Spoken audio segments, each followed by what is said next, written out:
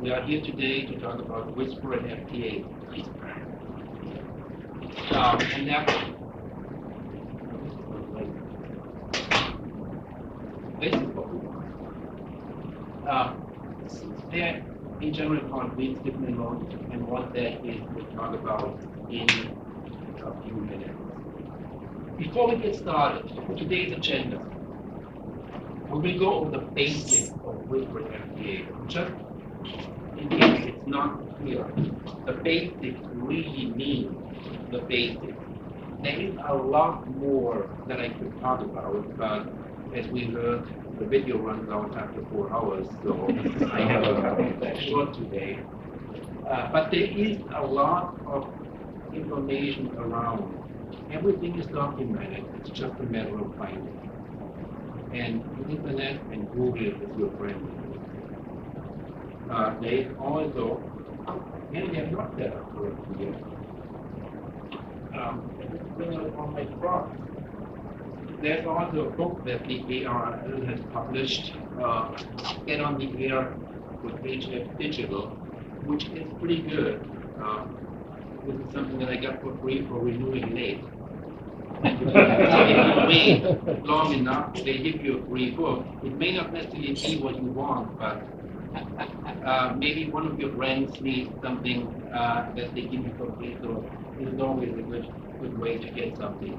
So I got this book a couple of months ago. If you want to take a look at it, I think it's a pretty good introduction of what you need to do to get on the air with digital. We are not just talking about FT8 and WSPR, we are talking about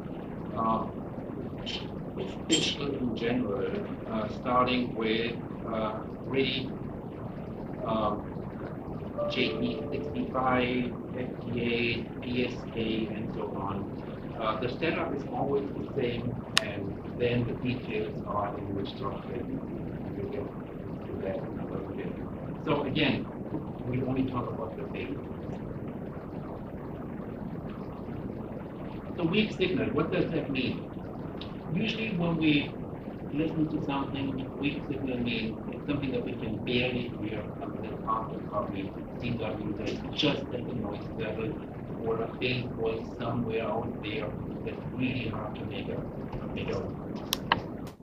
I have a couple of numbers here. WSPR can copy up to 28 dB below the noise.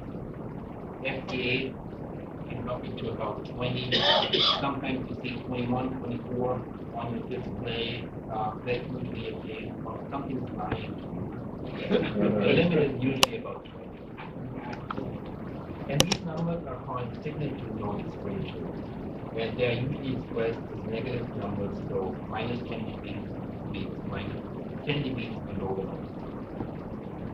And we'll see those on the screen when we actually look at what the application looks like. Two different ways to look at it. We can say weak signal means our receiver and our computer has really good ears. They can pick out these signals that are well below the noise level and do something useful with them and display them and create a user work. But it also means we don't have to blast with 1.5 kilowatts. We can dial down our traffic and use, and we are required to do, just what's necessary to make the contact. And that usually means 5 watts, 10 watts. If you want to really get the flare in the act, maybe you crank it up to 50 watts. But usually 5 or 10 watts is more than sufficient to make contacts. Which also means we can use antennas like the lizard about there that are actually not able to handle 1.5 kilowatts.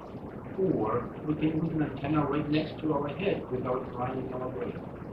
So if you live in a small space, are confined to an antenna, that is a good way to not fry yourself and still make contact. Now, weak signal modes are nothing new. CW has actually 2 flavors that with the help of a computer you can dig out from the noise. One is called URSS, which is really slow CW, with dips and darts spanning 10, 20, 30 seconds. And because they are so long, the computer can then drop on them. They just have a signal there. Maybe there's a signal there. No, there's no signal there now. And then create an image of that CW and recover it. And then we have coherent CW, which is a CW with a precise time clock rate. Receiver. Again, this is created by the computer and received by the computer because time clocks are synchronized. The receiver knows when to expect something. And that is much easier to predict something else if you know something should be there. Versus if you just scan around and see it and find something. So there were weak signal modes before what we are talking about today, but chances are this is not something that is used a lot. So here's a question for you. How many Nobel laureates present papers were in a lifetime? Honestly, I don't know. But I can tell you that it takes one to create a whole bunch of these big signal modes. Joe Taylor came on JT, and you may want to remember that hard time because I was pretty he's actually he won the Nobel Prize in physics, and he also happens to be here. And here's a little bit about what he did, because we are a little bit time constrained. If you don't want to read that to you, you can look that up on the slide later. So he's a ham, and he took some of what he used in his astrophysics experiments and put that into ham radio and created what we now refer to as Joe Taylor or the JT modes. The first one was created to do pH meter scale. And then people built on that and said, hey, can I use that in HF? And yep, sure enough, it worked. And then came all the other modes after that. We want to talk about two of these modes today. One is called Whisper, and the other one FT8. Chances are everybody has heard about FT8. Because that was everybody did it. Whisper is not used quite as widely, but there are still a lot of people that are using it on a daily basis, and why that might be. There are more modes. Every now and then you hear about a new system record being broken, like I think just the other day somebody did something with wrong rate, and I don't know how far they got, but they did these changes. So with the application that I'm using today, you can do a whole bunch of things. How does it work? We don't really need to know. If you think back 2 decades, NASA sent out these probes that went to the edge of the solar system, and they are still able to send back signals. This was the original weak signal. No, they had to figure out how to put those signals. And all of that started back then, and we are now so advanced that we can actually use the same technology on our computers with our radios and make these content. Now, if you really want to know how it's done, and if you understand what Joe Taylor is a physicist, so he uses what physicists know of as far as programming languages go and what they get. So you can actually read the source code and understand how it's done. But for the time being, we'll just refer to this as magic. And we don't really need to understand how it's done. As long as it works, that's good enough for me. So I've referred to software a few times already. Software is really crucial when it comes to this. We need software to create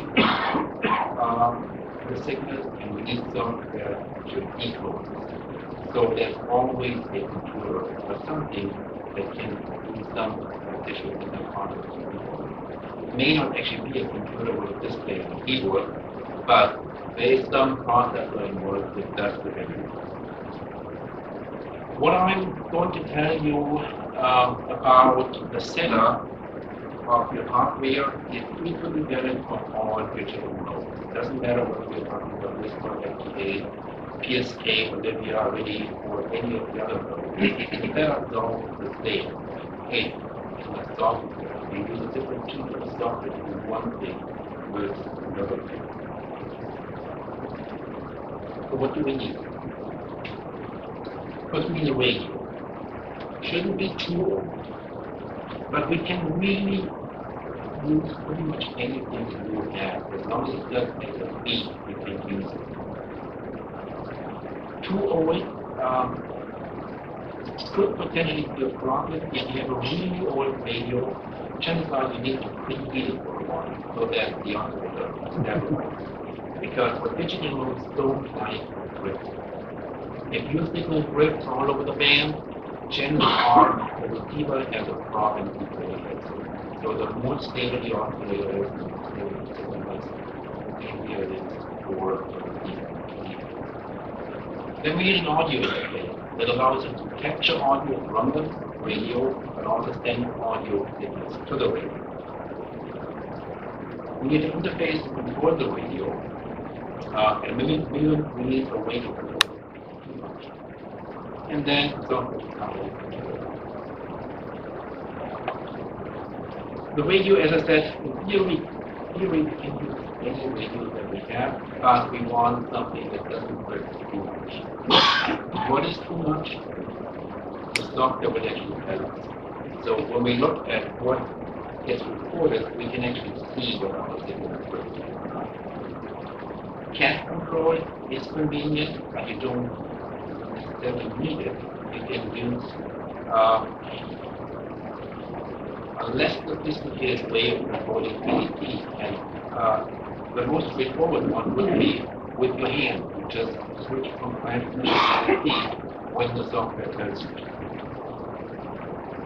Carl? Yes? What is CAT? A cat is a four-legged animal.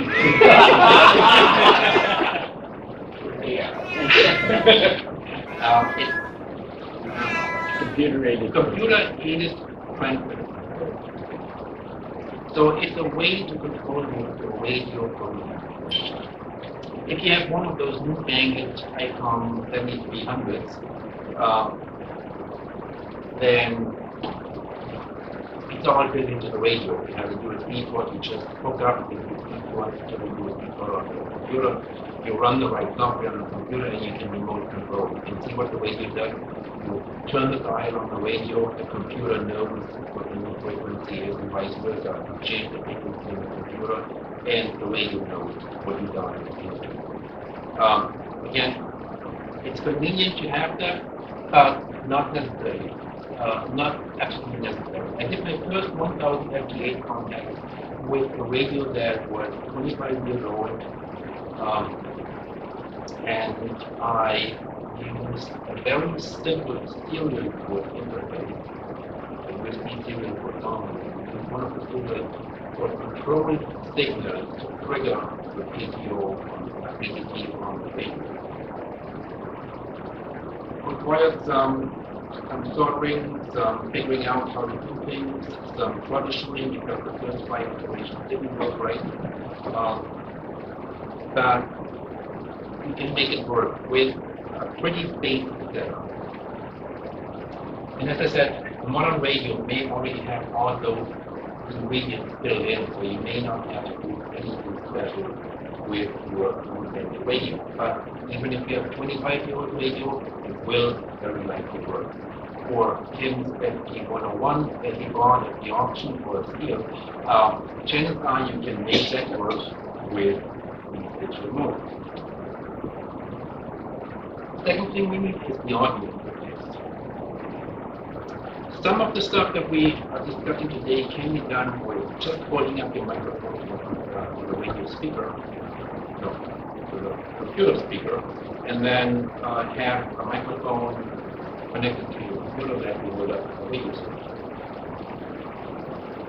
With that, we may introduce a little bit more noise and maybe a little bit harder to come with really good signals, but it will work. And to get started, that's all you need. You can also spend a lot of money on signal interface or any of the other interfaces that have everything built into one little box with a cable that fits your radio and then on the other side the cable that plugs into your computer.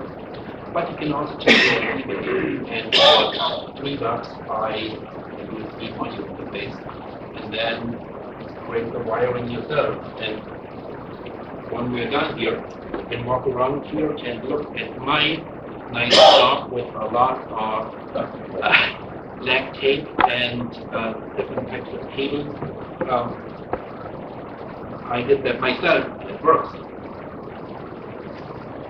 So, if you have the money, spend it. If you want to save it for something better, just go the cheap route and try to do a little bit more research.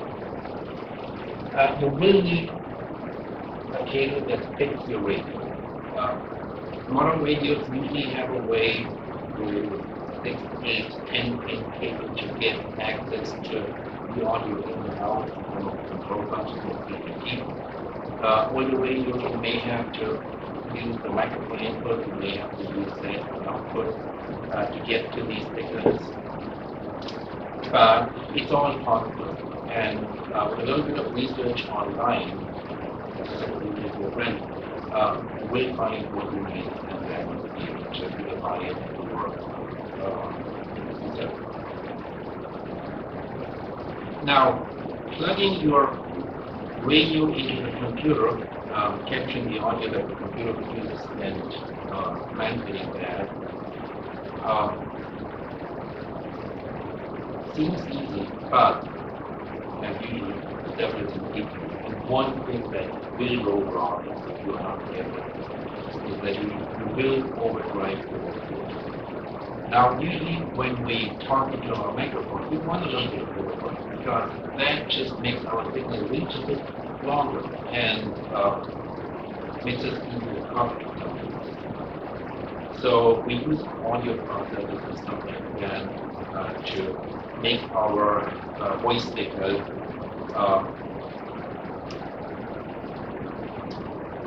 more punchy. When we are using digital mode, we cannot do that because that will actually interfere with what the signal looks like, which means that the receiving end will have a harder time or it will be impossible to decode our signal. If we overdrive our radio so that the A and C, the automatic level control, we're doing the same thing, we are deforming that signal. So, in addition to deforming the signal, the other thing you will do is you will scatter your signal all over the band. And your signal may show up 5 times, 10 times in all of it. If somebody tells you that this is what your signal looks like, then it's time to dial back that gain or the volume. So keep your signal low enough so that the A and C on your radio will only barely pick it. You can have a way to see that, how much A and C they use. But that dial moves too much and again. Here is a picture, a screen capture of one of the many versions of USB routers on eBay for audio in and out. So in this case, it is $289, including shipping from China. It will take 4 to 6 weeks, maybe sometimes 8 weeks to get to you, but for $3, that is a pretty good deal. Okay, controlling the radio. The most simplistic method is to manually switch from receive to transmit when the circuit is ready to transmit or ready to receive. If your radio has CAT control and the interface cable is not too expensive, maybe worth investing in that too, because it makes life easier. It's very convenient. Some radios allow you to put your own CAT interface cable by using a USB serial. So imagine that this would be a picture of a USB serial port, just the price would be about the same. Again, using rebate from China, $3. A serial port interface cannot be used to talk with PTT without fully tab control. This is one of the serial port control to get rooted for that on water. You can also use this block. You can actually just let the platform decide when to switch from here to based on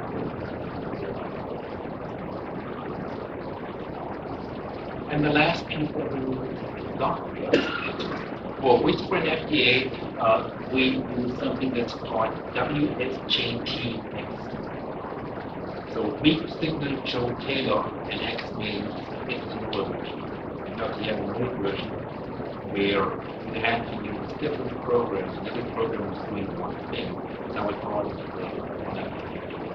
WSPR FT8, and a whole bunch of other stuff we just it's available for Windows, for Mac, and some Linux flavors, for example, the Raspberry Pi. When I said you need a computer for this, the Raspberry Pi will do. The $35 computer will be able to run or will be able to run WSJT. And with that, you can use WSPR. For other systems, if your computer operating system is not directly supported, you can download the source code on it for you. Sounds pretty daunting. I've done it a few times. There are enough instructions out there that allows you to do that with maybe a little bit of that. The current version is version 2.1. Don't do anything that's older than that because older versions are compatible with the newer. Joe is building more and more features into rules, and that means that sometimes the older version just does not work for the latest version. You can translate, but you cannot work with it. When you say it doesn't work with other apps. Only with those running the same version episode. A signal, but almost nobody will be able to decode that. On the other end, you will see signals on the waterfall, but nothing gets decoded. So that tells you that something is wrong, and you may want to just check whether there was a recent update. And everybody else on the earth already switched to the new version, and you are the only holder. It happens. And here I'm talking about those new versions that sometimes are incompatible. So keep an eye out on announcements for new versions, and then update your software. I know when I run Troop or something, as soon as I bring it up, it says there's a new version. Does this do anything like that? No. Sometimes it does. Not necessarily all the time. It depends on what they do on the other side. So if you're not making contacts and you were, you might look for another version? Yeah. If you see signals on your waterfall and you're not decoding anything, then it's one of two things that's wrong. One is your time is off by a lot, the computer time, and we'll talk about that in a little bit. The other one is you might be using a version that's not compatible with all those signals that are showing up on your waterfall.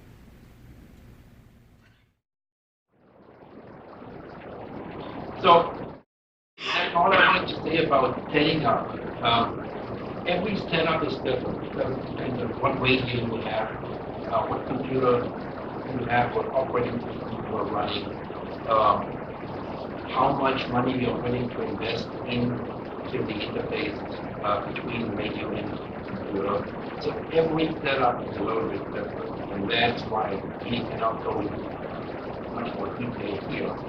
It really depends on what you have, what you want to do, and then it's a matter of either reading that book,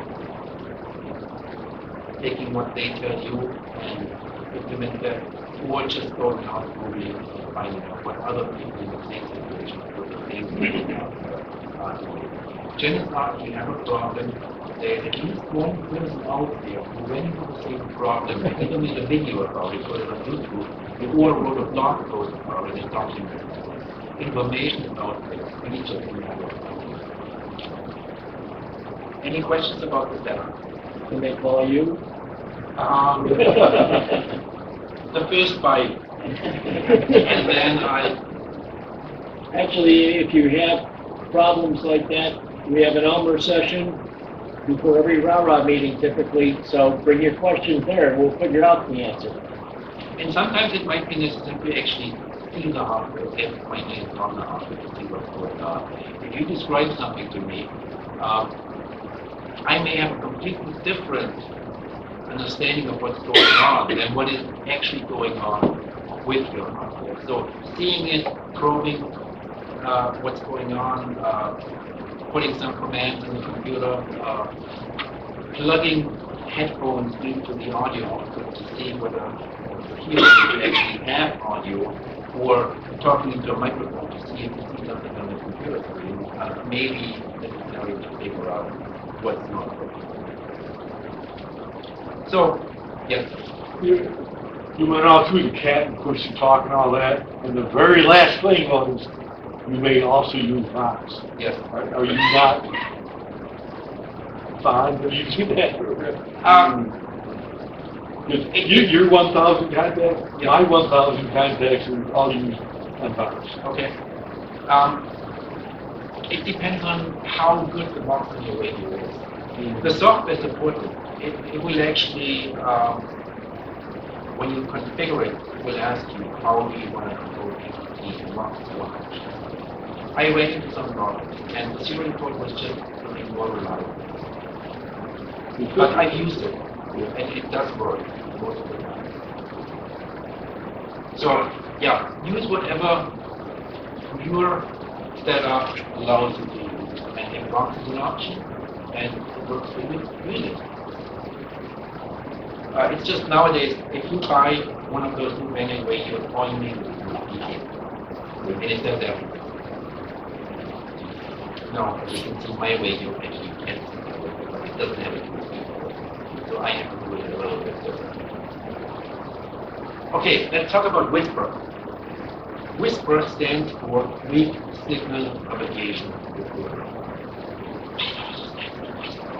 Because it's weak signal, so it's not very loud. It's one-way communication. So usually, when we do ham radio, we talk and then we expect somebody to talk back to us. Because just talking to myself, it's boring. I can listen to myself and so on, and then I become here.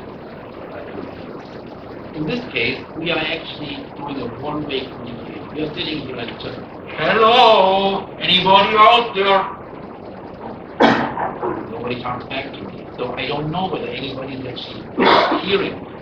So what is that good for?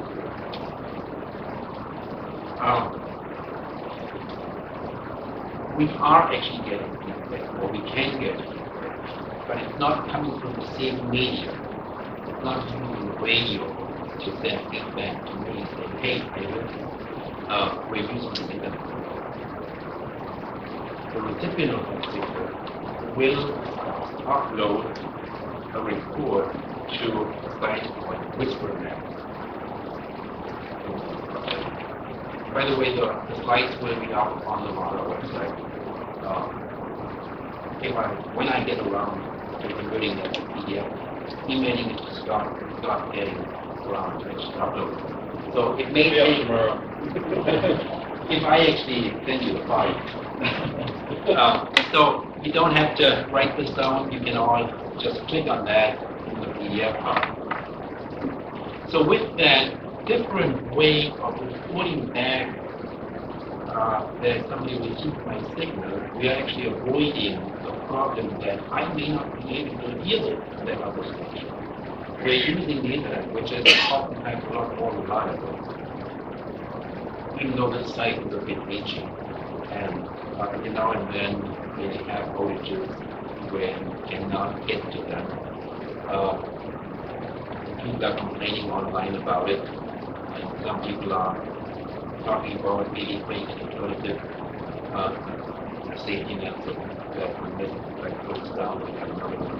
But so far, this is the only place that is affected. So, yeah, no wreck. What we use it for is actually to find out how far our signal travels. And that is important if I want to figure out how well my antenna is. Or if I have two different antennas and I want to compare and see how does this compare to that? Do I get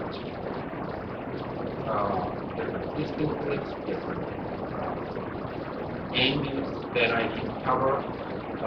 That is what WSPR is good. And it's good for finding out when there are band openings when we don't expect. So if I all of a sudden see a 10 meter signal or 6 meter signal from far away using WSPR, then I know, hey, maybe I should fire up my CW or SSD rig and take advantage of that. So in that case, it's not the sending out a signal that enables me to find out that there is something going on with the receiving of the signal. So I can have my receiver tuned on the WSPR frequency on 10 meters, for example, and then find out that there's an opening. Take advantage of that. When we look at what gets sent out, there's not much information. We're sending a call sign, which we enter, we have the ID, so I have few rules. Then I'm sending my grid square, where I live, and then we have grid. Where I live is FN13. We all live here in FN13 square. WSPR only uses 4 characters, so FN13 just covers big areas. But I don't know exactly where my signal was down to the exact spot, but it's a few miles by a few miles in the country. So if I hear a loud signal and the guy says me, hey, I'm using 1.5 kilowatts, I'm not using that. But if somebody says, hey, I'm using 200 milliamps, and that signal is starting at 2,000 miles, it can be. So having access to how much power that you use to produce it helps me to find out whether I actually want to look into that or whether I say, hey, with 1.5 kilowatts, you play your role. I don't care about it. I don't have that power, so I just ignore it. And that gets all wrapped up, and then it gets sent out over a 2-minute period. So that's not much information that gets pushed into that 2-minute time slot. I've mentioned before, it's much easier to find out whether a signal is there from people if I know when to look for it. And timing with WSPR is like a when you're in a group reading, timing is really important. We start our WSPR signal at the start of every even minute. So 0, 0, 0, 2, 0, 4 minutes. We start it's a little bit shorter than 2 minutes. There's a little bit of time left at the end to allow the computer to and it sounds like one continuous tone. So listening to WSPR is really it sounds like a continuous tone, but it's actually not. They are using different frequencies within a 6 band. So that tone changes by a little bit. If you don't really have music to hear, you won't hear the sound change. But with those small changes, we can control the data that we want. Because our bandwidth is so small, we may know about noise and bandwidth. The more bandwidth we have, the more noise we have. By squeezing it down to 6 hertz, there is not much noise in the bandwidth of our signal, which means that the receiver or the computer on the machine can filter out all the other noise, and that makes that signal much easier to detect and decode. Again, exact time distribution. If we start 2 seconds late, then the receiver did not get the start of our packet. Exactly. It doesn't sometimes there's anything here, I'm just not even people looking at them. So we need to synchronize the computer's time with whatever the computer time on the receiving end. The easiest way to do that is DVD all operating systems, Windows, Linux, Mac OS, you just use an Internet time server to synchronize your time, and then you are dead on. You can also go to http://time.is,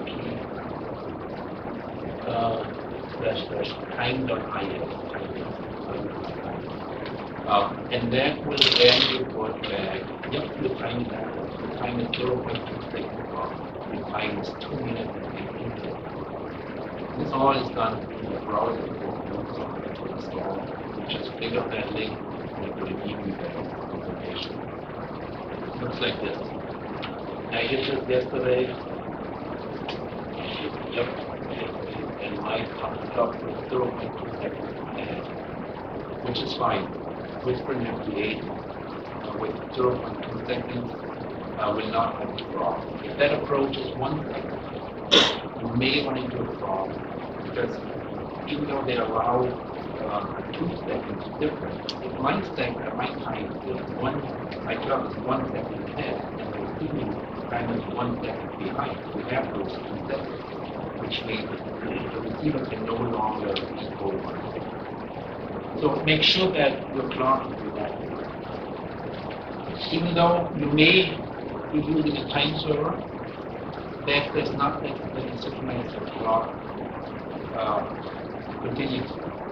You may do it when you reboot the computer or when you log in. So if your computer has been running for a month without any reboot, then you may want to check that and make sure that you are still dead on. If not, go into the settings towards the resynchronization. And really, having the exact time that is part of it. The computer knows exactly when to listen and what to listen. This very rigid timing makes it possible to anticipate the signal. We know that it's coming in. 4, 3, 2, 1, there it is. And if it's not there, the computer says, okay, let's look somewhere else. And then the narrow bandwidth makes it possible to filter out a lot of noise. And those set frequencies within that 6th bandwidth makes it possible to ignore anything else that we are not interested in. And that allows to recover the signal. The next step then is to decode it. And there are some complexity in algorithms that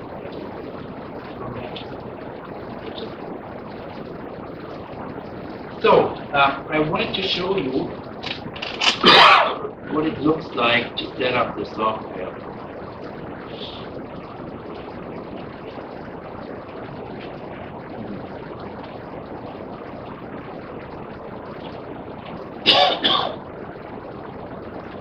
So this is what the software looks like, in this case on a Mac.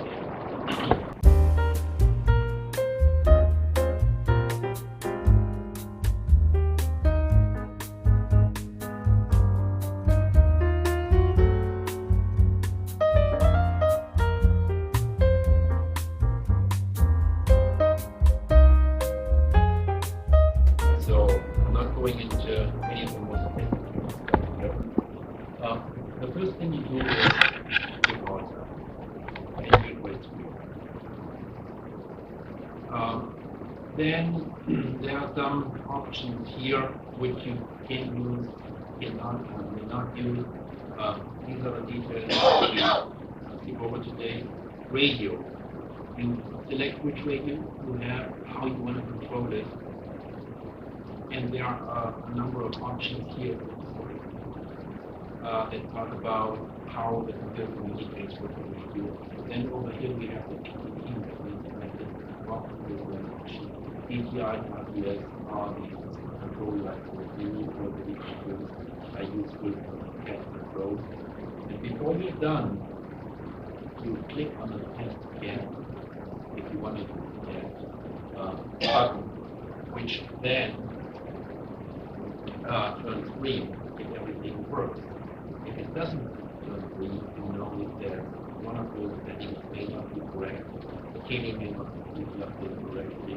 You may have the wrong rate selected or something else. So if it doesn't turn green, then it's time to go over the settings. It's not going too far off into advance. I could only get mine to work if I sit on a split operation to fake it. And I have no idea what I was doing. Okay, split means, in general, when we go split, our time to frequency is different. If I select split none, I can still render a different frequency than what I'm receiving from the FT8 in a few minutes. But in general, this here means that the computer will actually, when you transmit, try to bring your signal into the middle of the passcode of your bit. So if you don't have an SDR grid where everything is done digital, you have analog filters in the and anyway,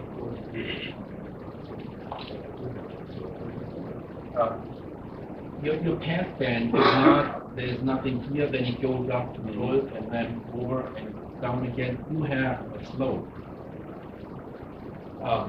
And depending on where in the passband you're transmitting, you may not get the full transmit route. The filter may actually figure it out. By putting the signal dead right in the center, chances are you can maximize the signal. Okay. So by using the split, either the real split using the rig or fake it, allows the software to move that transmit frequency so that whatever you selected as your transmit frequency, transmit spot on the waterfall, you get it will be in the center of your Okay, thank you. We have audio where we select how our audio comes into the system, and this is where I would then select my microphone input and my speaker output. I just want to do holding the microphone speaker. We can also save our audio snippet that it receives.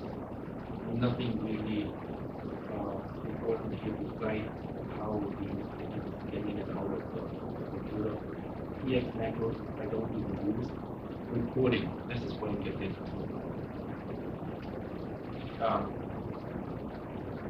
So I said, when we use whisper, we're just yelling out, I'm here, 0.2 watts, FN 13 DC.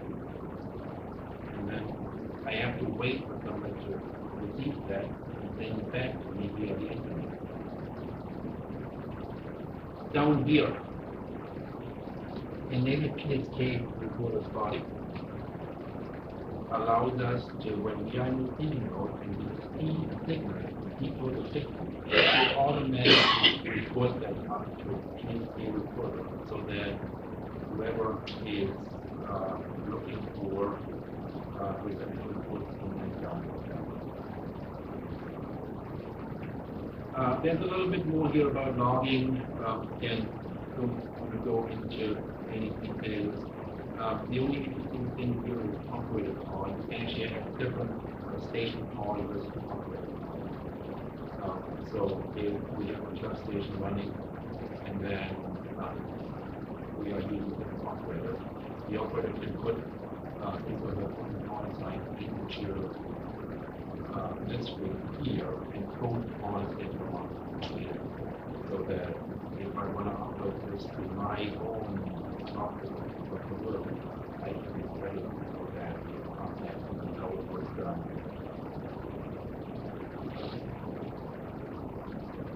Frequency, nothing to worry about here. Colors we talk about in the advance. The only thing chances are in one is the special operating activity when you are in a contest or when you use the box to use additional more about that. So this is what the configuration screen looks like, and here we have what the software actually looks like. When we change the mode to whisper, change the mode to the mode menu item. Just to get a little bit simpler. And then I can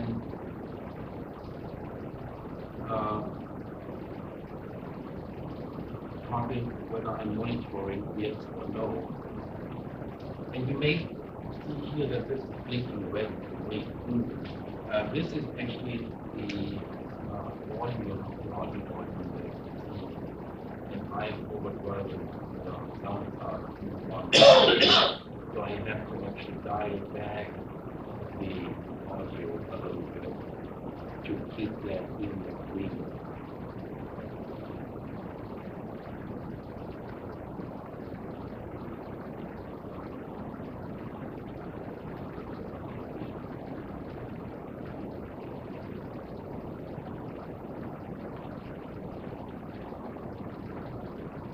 So I just reduced the gain a little bit, and now we are.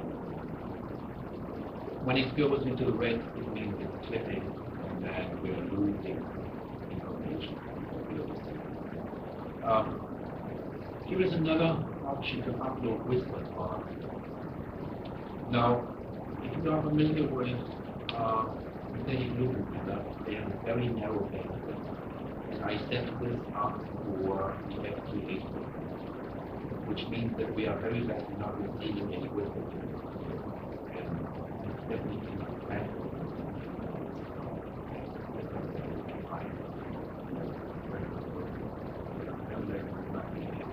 So I cannot demonstrate this. But in general, what would happen is, if when we are receiving signals, you can see that here in the waterfall,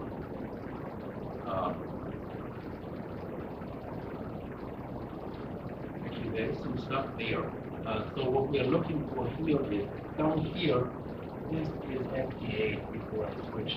Up here is line here. These lines.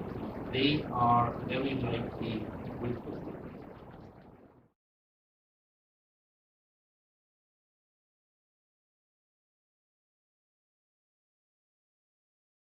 Playing around with FT8 specifically, but still would apply in 60 meters. And the software did not, I believe it was 60 meters, did not have the right frequency programmed in there. You can, once you find the right frequency, you can go and drop it into that drop-down menu. Yes, you can. You can adjust that. Yeah. But this is more advanced. Again, we're just talking about the basics today. Yeah. For 60 meter, it gets a little bit more complicated because you have the channel level. Mm-hmm. And the different frequencies that we see are due to individuals transmitting on a different tone, a different audio frequency. So when we tune our radio, when we select the frequency, you see here it says 14.095 megahertz. That's the frequency that was put. So when I use my little drop-down menu here to dial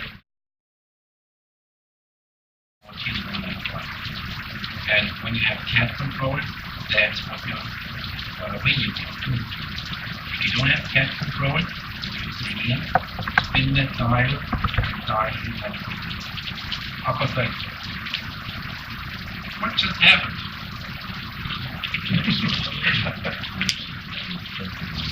You want to have all your Yes. Take every fancy filter that you use, so noise blockers, no noise dampers, nothing.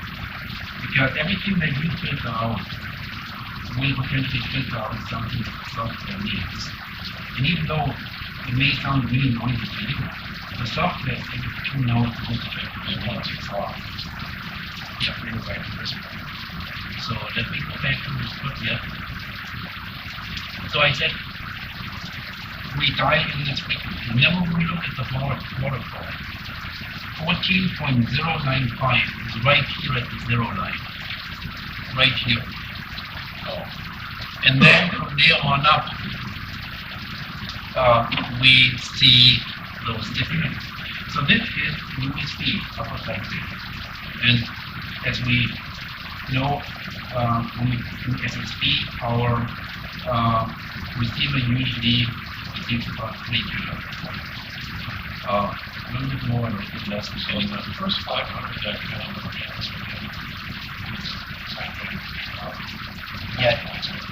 unless you have an SDR receiver, you may end up with a lot of noise here because the software is trying to bring that down up. And it's really just noise. There's nothing there that my receiver actually can provide. So we end up with all that artificial noise not really there. And then we have signals that are now at one specific 3 Hz frequency range away from that 14.095. So again, 14.095 is here.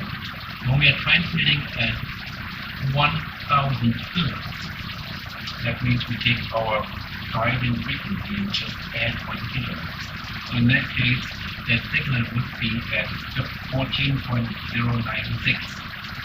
If we are seeing a signal over here around 2 kHz on the waterfall, the transmitter is actually transmitting the signal at exactly 14.097.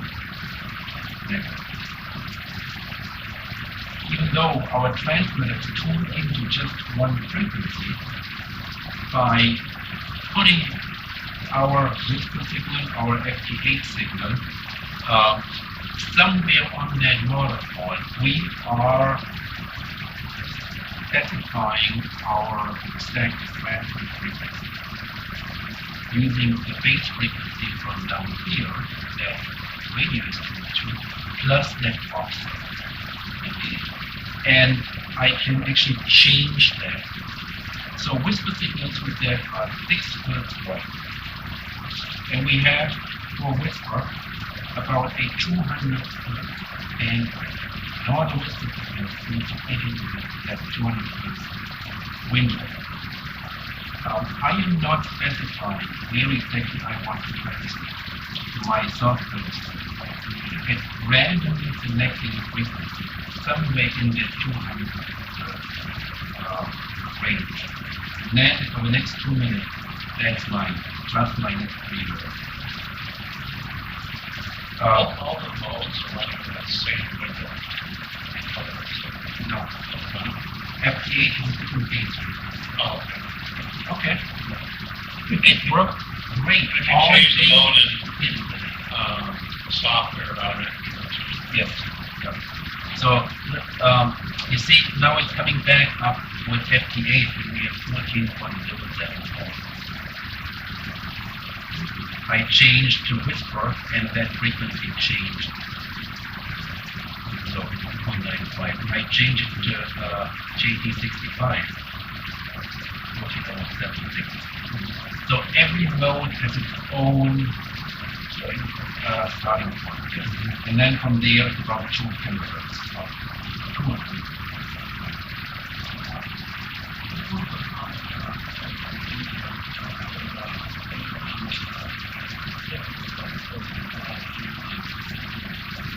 And the software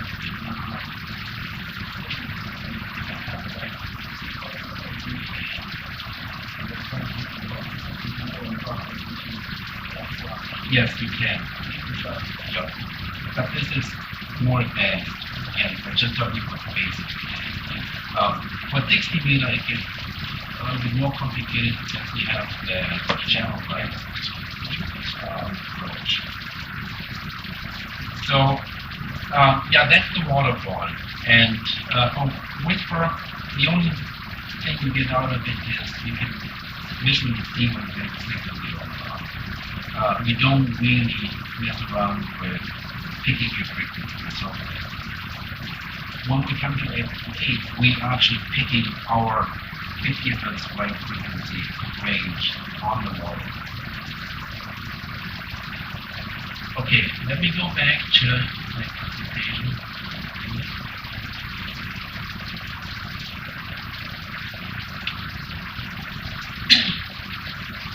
Okay, so I'm standing here and yelling out K5KHK, FN13, 0.2 watts, and in the zone all day long. How do I get access to all those receptions? What we see here is something that I did a couple of days ago. I was just listening for signals. I need to know what I could see for 24 hours in different frequencies, different bands. But you see, I'm getting signal response. I was receiving, it was not like South Africa, Spain, Belgium, England, and then of course a whole bunch in the West. Interesting non-propagation. So how do we get access to this data? Whisper network.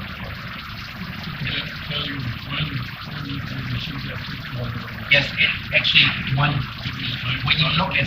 you look at this map and then you click on one of those pins, it will pop up a little display with all the information. It has coordinates, when they received it, what band it was on,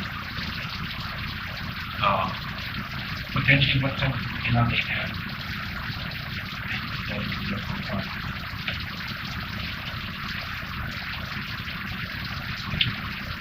So Whisper.org is where we want to collect that data. We can then produce a list of stations, copying data from a certain policy. I want to take everything that I send out. Any reception is good at my call site and transmit. I can also say, let me see what segments my station receives. So I'm now using everything that my call site is at. We can get that as a list, we can get it as a map. Unfortunately, Google changed their policy for their map API. And now you need to provide your own Google API to get access to that form. It's a little bit complicated. If you already have a Google account, Google API account, then you have that, which is probably right there into your registration or that. But if you don't have that, you can get your own registration. But there are third-party mapping providers you can use that will at least two of them here. It's just not as nicely integrated. You have to go through that. You just need to list potentially look up that list and then go to map provider.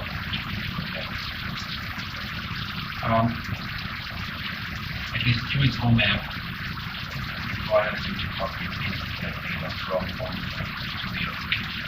This one here, EPRS, will actually go out to this one. Yes, we have on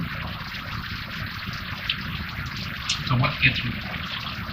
This is what we see when we look at data. So you can specify the parameters for your search Just click on that and you say, okay, I want everything that was sent by KHK over the last 1 hour on 10 megabits. And then that cuts down that data to hopefully manageable amount. And then we get a timestamp. We get the call sign that received, that sent that signal. So I am receiving. So this is the timestamp. We get the frequency, and now we have 7 point. This was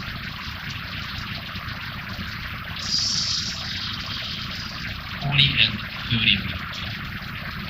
This is a mistake, because I did not this in there. So sometimes you find mistakes in the database because somebody issued wrong. And this happens when you're not using cat control service on your radio and your computer software on it. You use the manual approach. You may have selected 10 meters on your computer, but you had actually died in the coding. So when somebody, when I then receive a signal, it gets recorded with whatever the software knows that meter is going to be. So if you do it manually without cat control, make sure that both are actually received.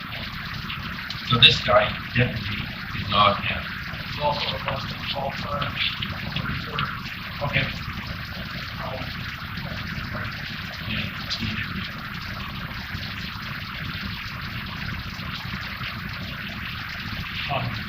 Yes. I have it right there.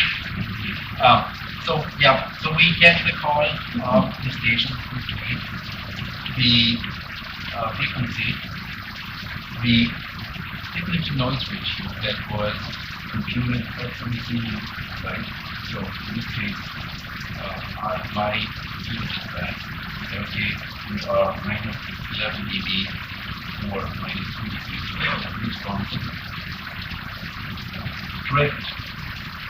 So this guy here is using something like scripting by 2 Hz over the 2-minute period. So, as I mentioned before, you can actually use that software to find out if your transmitter is working.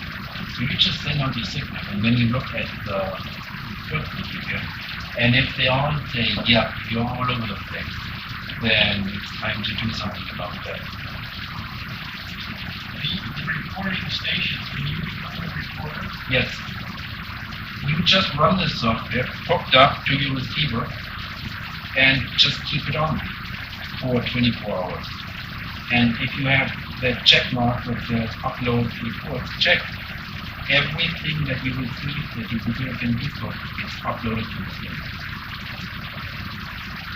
So I am actually running an SDR receiver at home that can do up to 6 channels, 6 different bands and frequencies at the same time, and is recording on 4 different bands. I think right now I'm doing 10 meters, 40, 10, 15, 20, 40, and 80. I don't know. Maybe I don't know. Let me do it. I don't know. I'm doing 4 at the same time. So If your computer is setting the frequency and you're on about 600, yes. Somebody else may be on something else. You're not going to hear them. So you see the whole band. It will actually see everything that we use in that, on that waterfall. So for Whisper, we have 200 fields that we need to analyze. If there are 5 signals in here, not overlapping, or not overlapping by much, we will be able to pull out every one of those 5 signals, and it will upload 5 signals. So I can do all of that. So, actually, you know what? This is not even my reports. I just use the random sampling rate because we have the reporter here. We have the power that was received. We have the grid scale that was, the power that was sent. The grid scale was sent from the reporter to the receiving grid, and then the distance, in this case kilometers, and the azimuth. So here I see there was a signal 0.2 watts in 1,000 kilometers. The 1 watt signal is 5 times as strong as the 2,000 kilometers. This 1 watt signal only made it 672 kilometers. So we get that information, and then between those transmitting and receiving grid scales, we can put those pins on a map, and we get something like that.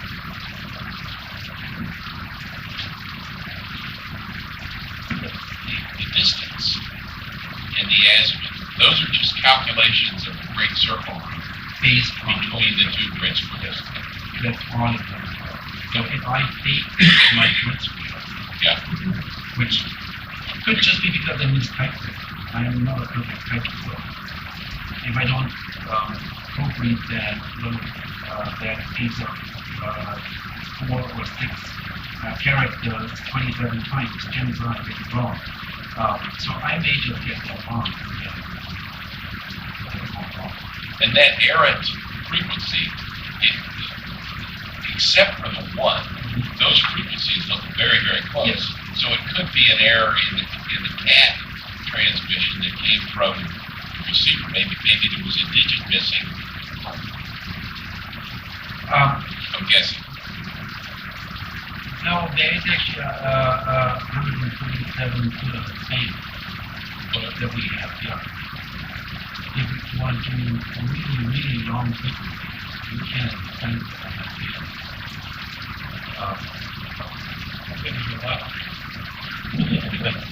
Well, actually, I have a cornfield. If they don't plow for a few days, I guess I'm behind.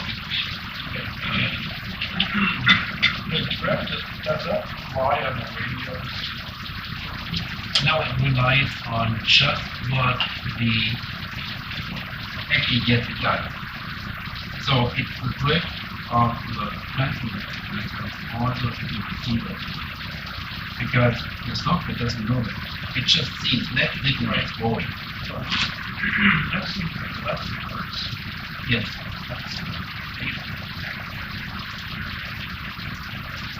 The one of the receivers are pretty good.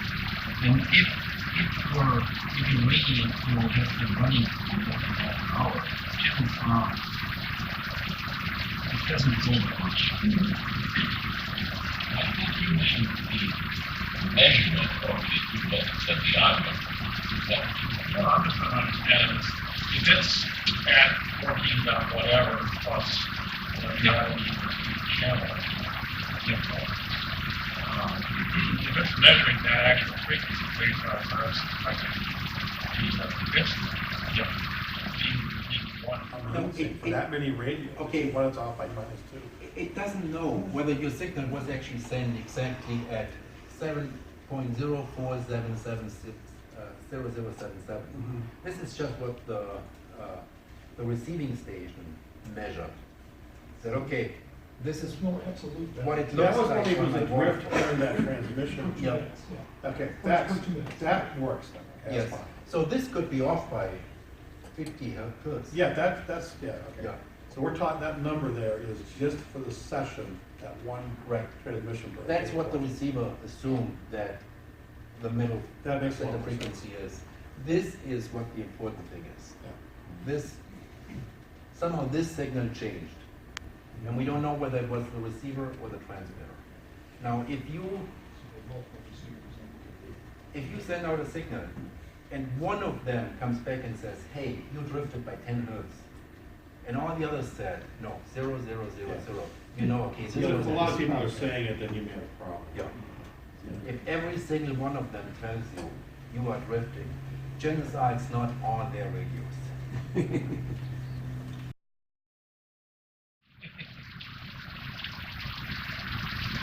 Okay, so what is it good for? Evaluating antenna performance. That's the number one reason to evaluate one antenna or to compare performance. Or just to feel good about yourself and see how far your 200 milliwatt signal and sometimes that's really good. We think bands are open, but you send something out on 15 meters and nobody knows it's on 15 meters. You see that people are receiving the signal, but nobody's calling the truth.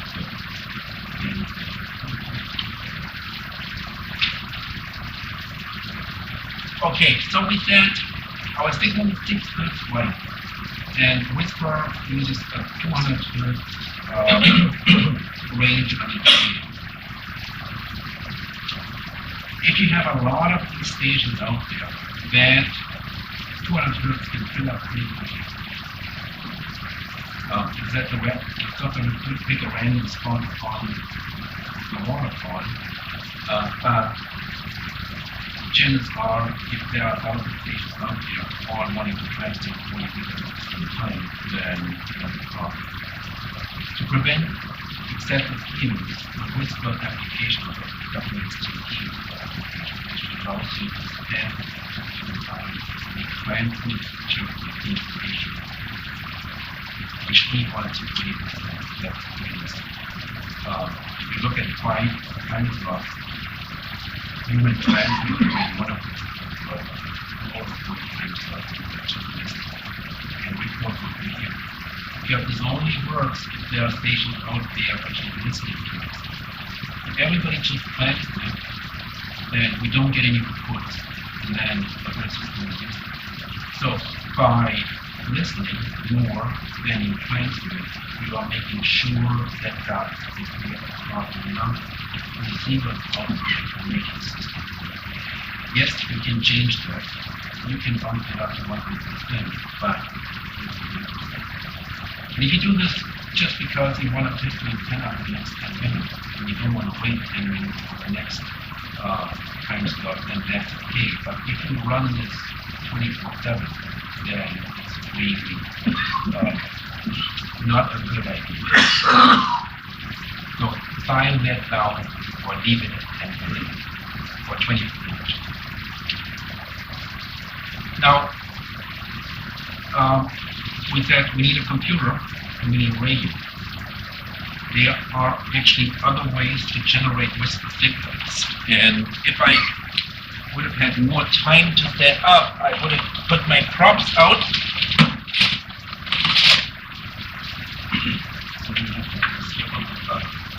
There are a number of different things that you can use. If you use a Raspberry Pi, and I have here an old one, an original one, that has a little hat on it that is basically just a low-pass filter, and you can see the hat here. It's a little board that's on top. It's a low-pass filter and has a 1 transistor amplifier to make the signal a little bit stronger. But you can actually transmit with just a Raspberry Pi by hooking up a piece of wire to one of the outputs. And then the Pi, the software running on the Pi, will just turn this line on and off really, really fast to create the modulation that we need for our Whisper signal. And with that amplifier, I'm putting out about 200 millivolts. So just a Raspberry Pi, piece of software, you plug that in, you hook the antenna up, and then off you go. Create the Whisper signal. It doesn't receive anything, but you can put out a signal and see how well you can transmit it. If you are into tinkering with Arduino, you can actually use an Arduino and SI51, which is a little oscillator chip, and hook that up and create your own Whisper beacon with 2 little boards and a piece of 2 pieces of wire and software. And there's a lot of information out there to do that. Arduino and different oscillator boards illustrate that. So a lot of information if you want to tinker with that. If you are more into just showing somebody your credit card and getting something back that does that without having to spend any more time. If you already have a QCX CW radio, that can also act as a whisper cookie. It's all built in, it's just a matter of going to the right menus and selecting the right setting, and then pick up your antenna 5-watt whisper cookie. The same company makes something that was actually designed for being a whisper cookie, the Ultimate 3. And then for a quick antenna test in the field, this is the perfect device. Solar beams makes the whisper light. It's tiny. Transmits this one on 40, 30, and 20. And because it doesn't have a top, what you do is there's a button here, and 2 seconds after the start of the 2-minute slot, you push that button, and that's it. Then it will keep on transmitting, and you can then download the report. So if you are on a mountain trying to do your solar application, nobody is giving you hook that thing up, run it on battery, and then check your cell phone, and it's working. So either nobody's out there listening, or maybe their radio is working. So up here we see that oscillator board. Over here is a little low-pass filter that you need when you do create your own whisper signal and a whole bunch of other stuff. Up here are pictures of what I just showed you.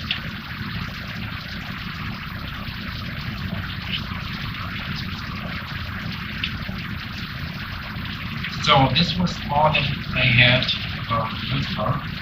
Any questions? And let's continue with FT8. FT8 was introduced about 2 years ago and has really taken over. This now is 2-way. We yell out, somebody's actually yelling back. We can never do that. Still not actually. We are only exchanging a few pieces of information. Call signs, word square, and even that is optional, and signal. Here is a little chart from Vallone that shows the usage of different nodes over time. And can you guess which one of those is FT8? It's pretty obvious. Nothing here, nothing here, nothing here. FT8 was invented. Here we go. That was back in the middle of 2017. And you see other modes just at the same time taking a nosedive. Now, unfortunately, the colors are not that great here. I think this is PSK. So, FT8 is it a real user? But there are certain things we don't discuss when we don't discuss, like religion or politics. Whether FT8 is a real user mode is always a wonderful, because you can start a religious mode. So when you connect for USL for FT8 users, you can get your source state on PFT6. So that kind of stuff. Yeah, okay, it is a real mode. It counts, and even though you can't. FT4 and FT8 are very similar. The only difference is a shorter time slot and a different base frequency and a different name. So 15 seconds time slots, And we yes, are sir. sending data during the first 13 seconds of that time slot, and then we give the computer 2 seconds to decode that data, the receiving computer. There are 2 time slots when we talk about FT8. Transmitting at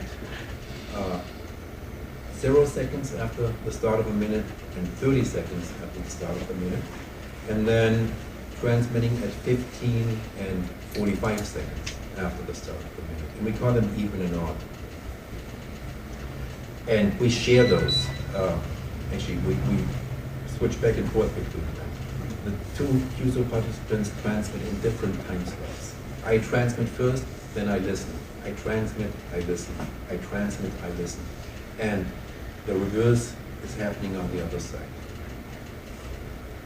This again is a mode that it requires exact timing, plus minus 1 seconds.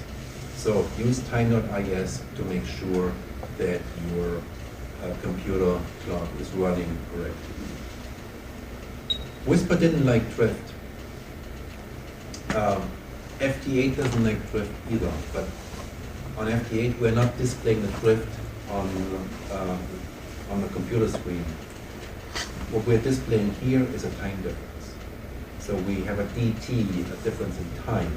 So if everybody that I'm seeing on my waterfall has an offset of plus 1 second, chances are they are not all off by 1 second. It's my computer clock that's off by 1 second. So just as we had some help from the software on the Whisper side, here we have some help, not as far as frequency goes, but as far as exact timing goes, based on the software.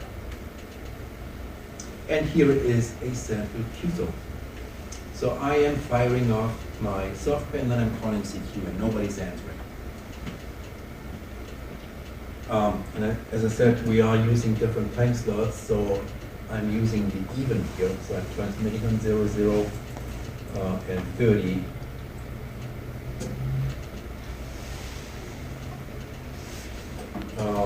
Zero, zero again. And 00 again. And now somebody's actually coming back, starting at 15.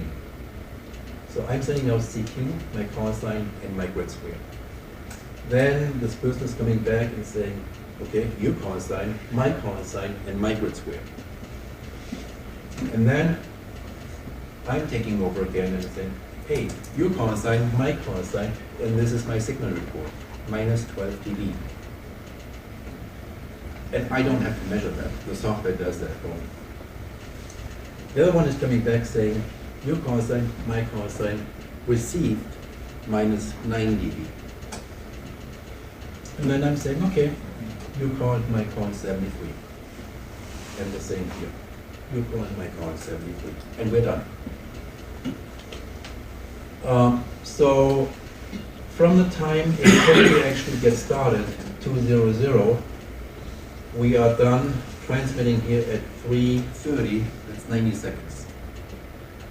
So in 90 seconds, we had our FT8 QSO. And as I said, you can actually, the grid square is optional. You don't have to do that. You can cut that down even more. Did you type that in, or was somebody operating K2JD? No, I typed that in. Oh, I was going to say, 'cause somebody's moving our station. No, I typed that. Carl, question, the grid, not putting it on there, is there any concern with that? I mean, is there any issue with that? No. Unless they're transmitting from somewhere. Unless you are chasing grid squares, there's no issue with that. Now, for you to find out where that person actually is, to see how far my 5-watt signal traveled, you want that grid square. So, this is the standard way of doing it.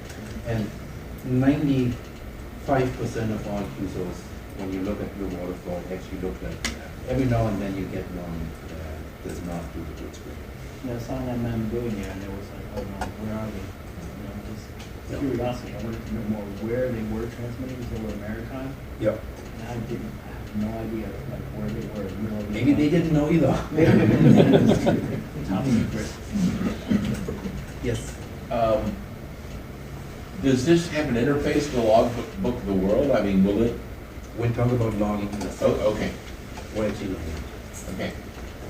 So on your responses at 2:30 and 3 minutes, did you type those, anything, or was that all just out of your configuration? Because you auto-generated the signal report part of it. The software is doing all that for you. When you double click on a call sign, the software will fill in its templates for these messages with the correct call sign. It knows your call sign. When you double click on the call, it takes that and says, okay, you probably want to talk to this person. So I'm filling in that call sign in my templates. Or you can type in a call and then say, generate the standard messages, and we'll take that call and do that for you. We'll take a look at the user interface in a few minutes. So before you start, with Whisper it was really easy. We just turned it on and the software picked the frequency for you randomly. Here we have to be a little bit more careful. Transmit and receive offsets can be picked independently from each other, working split. If they are not the same, we're working split. The software is actually defaulting to have both of these match. Good practice is not to transmit on the same frequency that the other station is on. Sometimes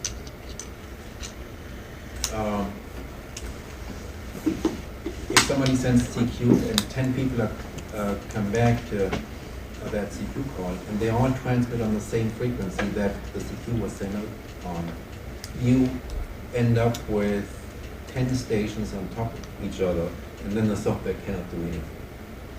So to prevent that, and to make it more likely that the other station can actually hear you, make sure that these frequencies are different. The software also is trying to match these frequencies. Even if you pull them apart, it's trying to bring them back together. But there is a checkbox saying hold TX frequency. If that is checked, it will keep that TX, the transmit frequency, fixed and will not change. You can manually select which messages to send. So that goes to your question. The software creates these messages for you, and you can select which you want to send next. But you can also tell the software to auto advance. So if it would see that somebody is sending a signal report, it says, okay, now I'm supposed to send my signal report. And I'm not waiting for the user to click on that. I'm just doing this automatically. You should not waste any time. Because, as we said, the time slot is 15 seconds, 13 seconds of transmission, 2 seconds for the computer to decode 100 signals on the waterfall and then display those 100 signals. And then you have to find the right message and say, okay, he just sent my signal report. So now I have to send the signal report. And we're already 10 seconds into the next slot. So now I have to wait not just one more slot, I have to wait for the slot after the next until I can transmit again, because that is my slot. And I cannot just transmit in the next open slot because the other station will not listen. So having the computer auto advance these messages using the auto sequence function is beneficial, and it helps you speed things up and not make any mistakes. So when you have that initial even odd time slot assignment, that like automatically rules out 50% of the possible QSOs? Yes. Yeah. And what you do is,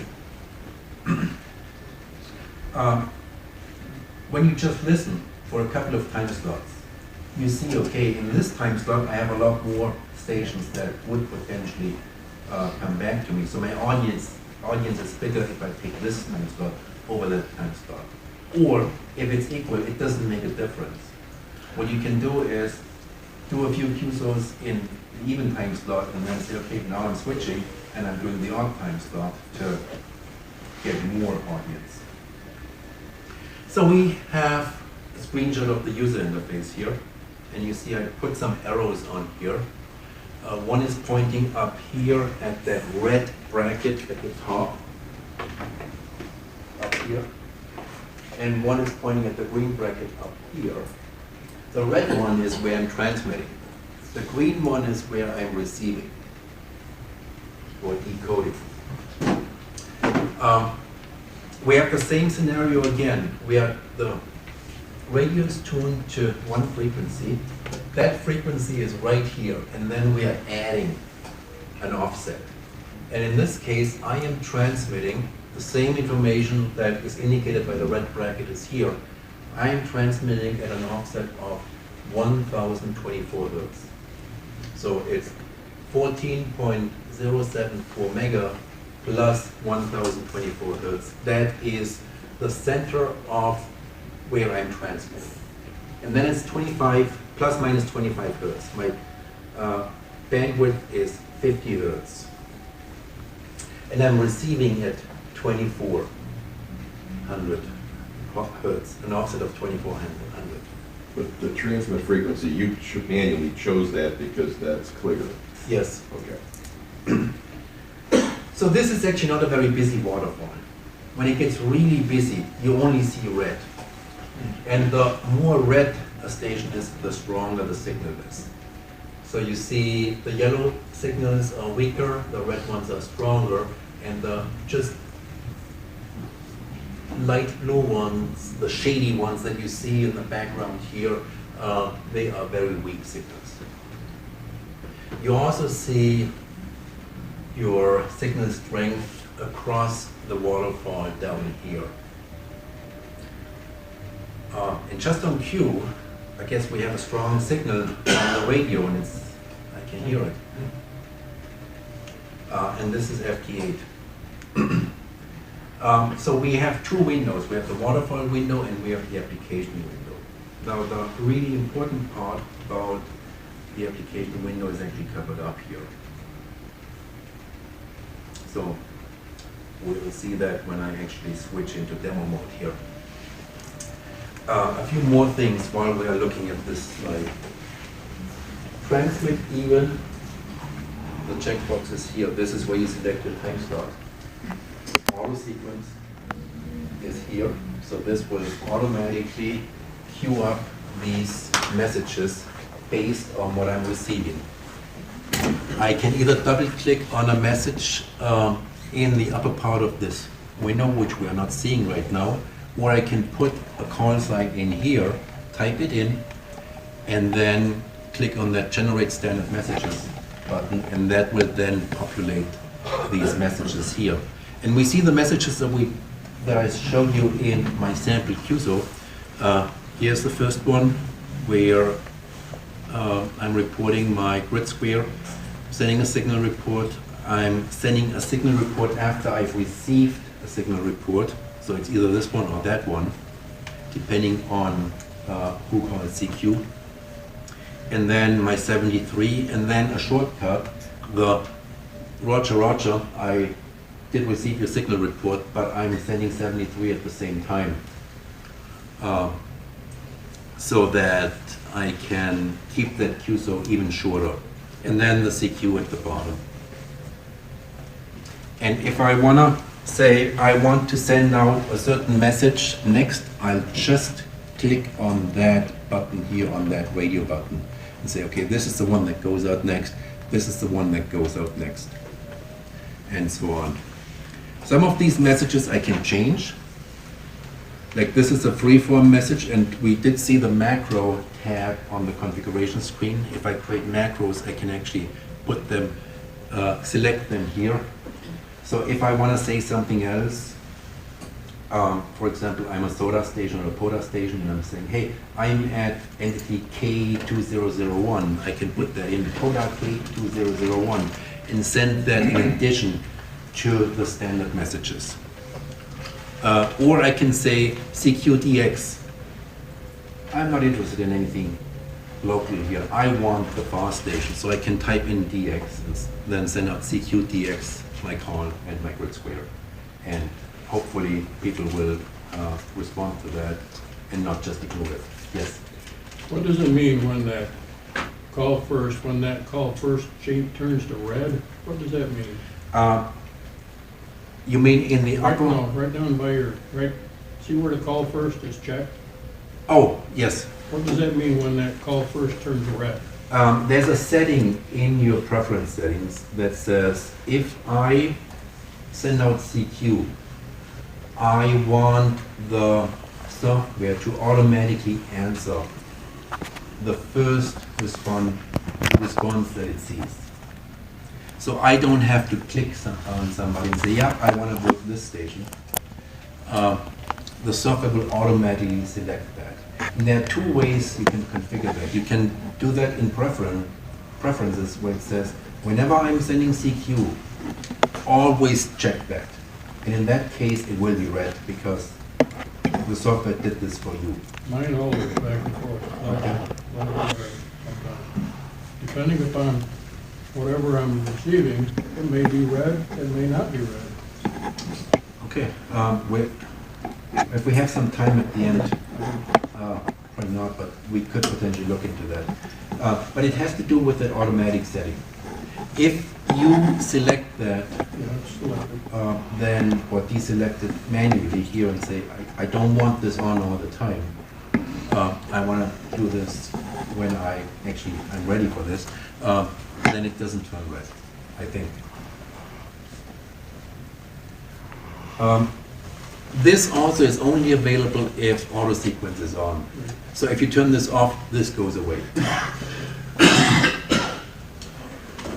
Important here is the monitor button turns the receiving, the decoding on. If this is not on, and you have signals on your waterfall, nothing will get decoded. You have to turn this on. And then you also have to turn the transmitting on here. Otherwise, you can click on all the stations you want. The software will never actually switch into transmit mode with this being disabled. And if you then say, oh, sorry, did something stupid, you can click on the Halt TX if it's in a transmit cycle and it will stop right there. If you just turn enable transmit off while it's transmitting, it will continue until the end of that 15-second time slot. It will continue to transmit. And then you have a tune button that allows you to say, yep, send out a tuning signal so that I can tweak my tuner and tune my antenna. And then, once you're done with your QSO, you can click on the log QSO button, and it will write out a log to its own ADIF file.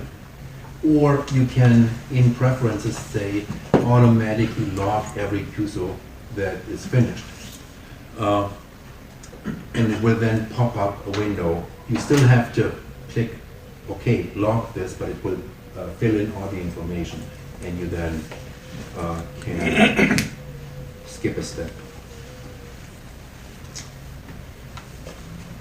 So don't forget to click on the Enable TX button if you actually want to make a QSO, because otherwise the software will not transmit anything.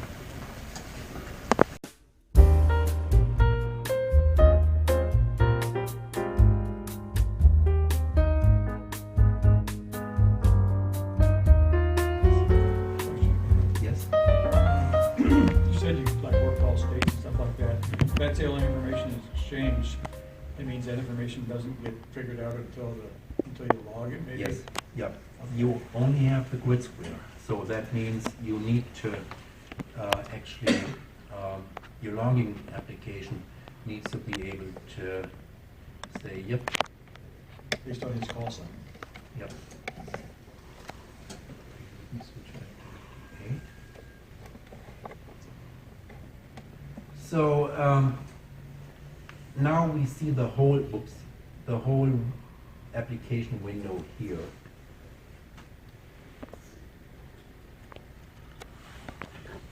Why is that not switching? 40 or 20? I'm on 20. So we see every 15 seconds, there's a problem with the screen update. Every 15 seconds,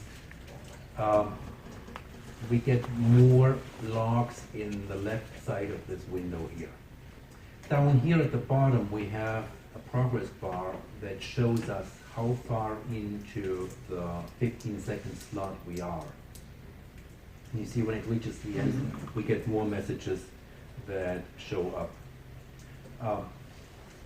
What I can do is, here's somebody calling CQ, I can double click on that, and then it will put that call on the right side, and it will queue that up for the next time slot that I am allowed to transmit in, which is now. I am overloading my loop. Okay, back down to 10 watts. And now we are transmitting. And we know that because down here it was displaying the message that I was transmitting in yellow. It's also showing the message that I'm transmitting up here in yellow. So this is what happens in that, under that green bracket in my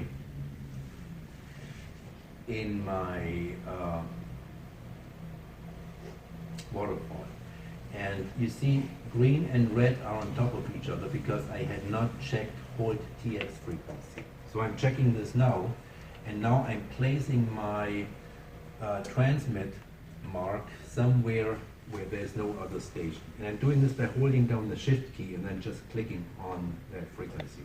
And that moves the transmit frequency. Why wouldn't it show split?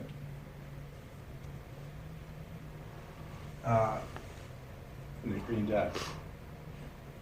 Because it only shows split when I'm actually transmitting, when it has to move the frequency. Because my transmit marker is actually in the middle of the passband anyways, it doesn't have to do anything. Okay.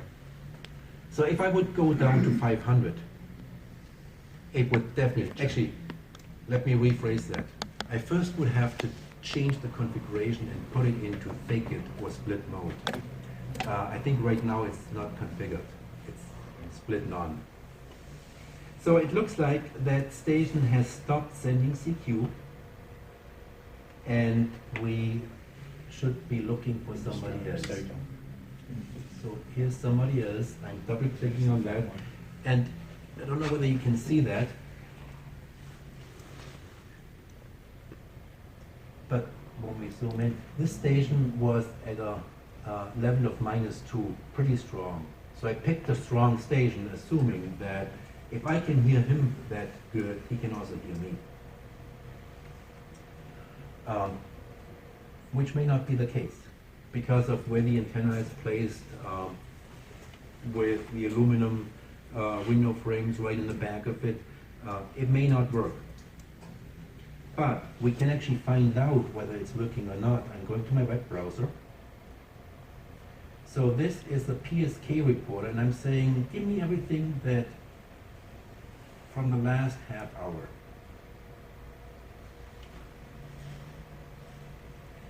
And when I look at PSK reporter, it shows me two different types of marks on the map.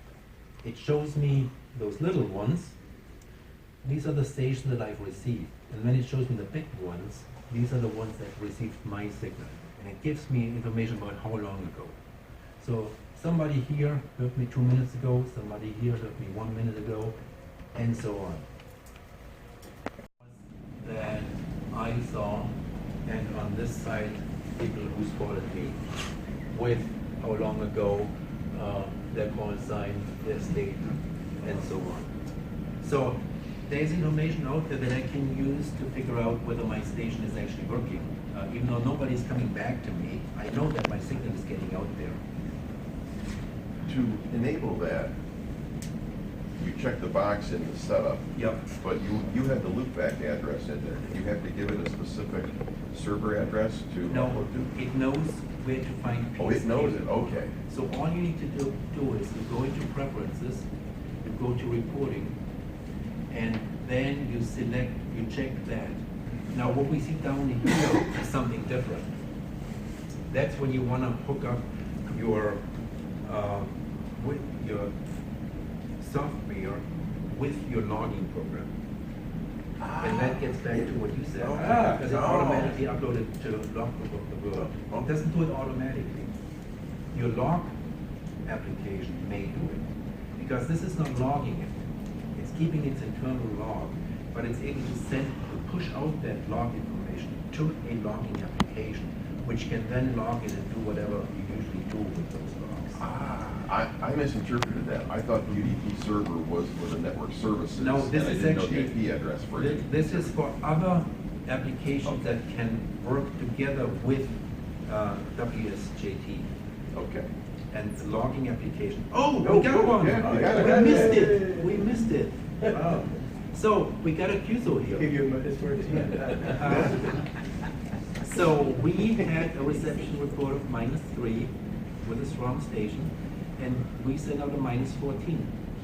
Yeah. And this was with 10 watts. I'm putting that into my log, and I am saving that, and it's in the log. And here we see the QSO. Yeah. So we have actually, in this window, is everything that's on the waterfall. So we have a lot of information. And up here, at the red line, almost at the top, is part of our QSO, which also shows up here. Right. So here is only the stuff under our receive bracket, which filters out quite a bit. So we made a QSO, yay! Now, as I said, it stores it in its own logging application. And the log, no, it stores it in its own ADIF file. It's not hooked up to my logging application because I'm only using this sporadically. I didn't invest the time to set it all up. What I do is I just go to my log.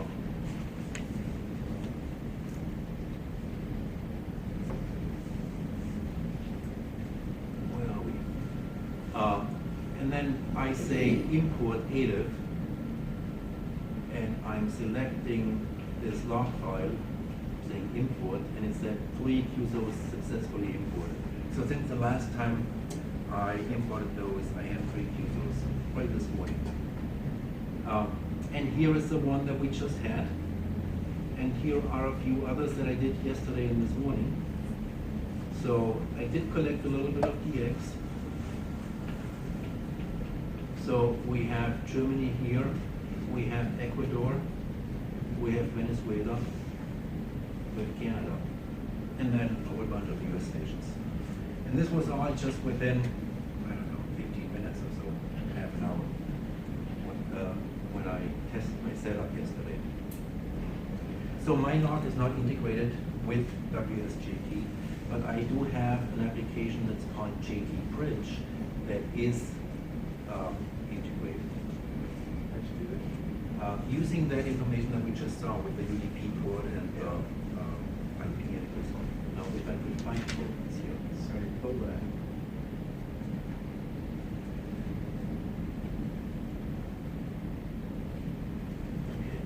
Doesn't want to work.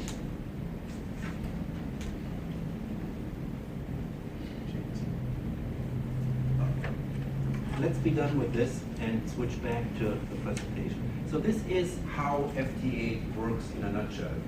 You basically just double click on a CQ call here, and you can actually filter so that you only see CQs in this window.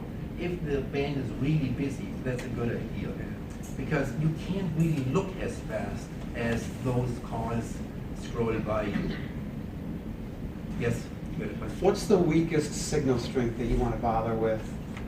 That depends on your setup and your antenna. And one thing you can do is go through your log and then compare the received signal report versus what you send out. And then get an idea about whether there is some correlation. For example, if what you send out is always 4 dBs higher than what you receive, that probably means that your antenna on the transmitting side is not very effective. So then go for signal strengths that are at least 4 dB stronger than what you could be doing with a better antenna. Because you know the other person will not be able to hear you anyways. So if you start out with a -10, that's usually as low as you want to go in the beginning. And then if you see, okay, this is all working pretty well, then go to a -12 and then work your way down and see whether you can find it. In general, paths are not always the same way in both directions. So you may barely hear somebody, but you send out your little signal with a 5-watt transmitter, and it's booming in there, and you get a 0 back, even though you only see a -17 on your end. So things change around also pretty quickly with fading going on and so on. So there is no hard rule to follow.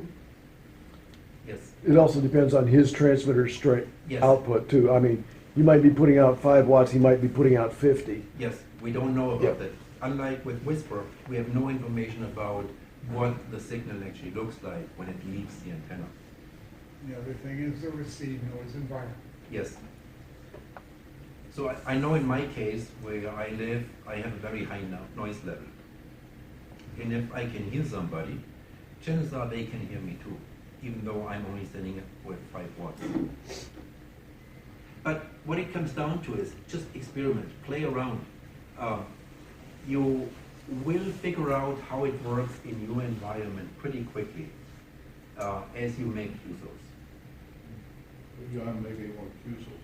You gotta turn the transmit button on. Actually, in this case, yes, once we are done, it shuts off the transmit function because it says, I'm not doing this automatically for you. You have to do it. You have to invest a little bit. So you have to turn the transmitter back on. There's a hacked version out there which does not require that, which you can just turn on and then go to work, go to sleep, go out to dinner, and it's racking up QSOs for you. I don't think this is quite what Joe had in mind when he came up with Video games. So, yeah. Goes to bed, they're still running. Teach your dog to click on them. What is the significance of the colors?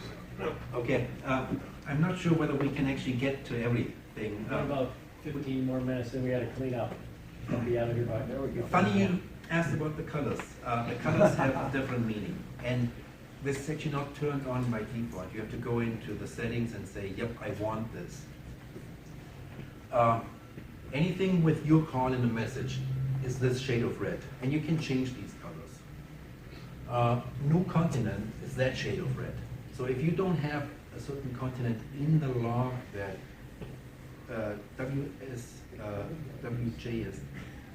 WSJT has access to, it doesn't know about that. So it's a good practice to keep all your FT8 logs in one file under control of this software, because then it can go back and say, yep, this is a new continent for you.